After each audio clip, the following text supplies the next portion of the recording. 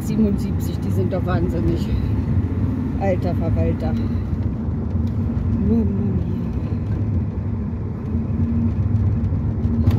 Okay, ich warte mit dem Tanken. Wie sieht es bei dir aus?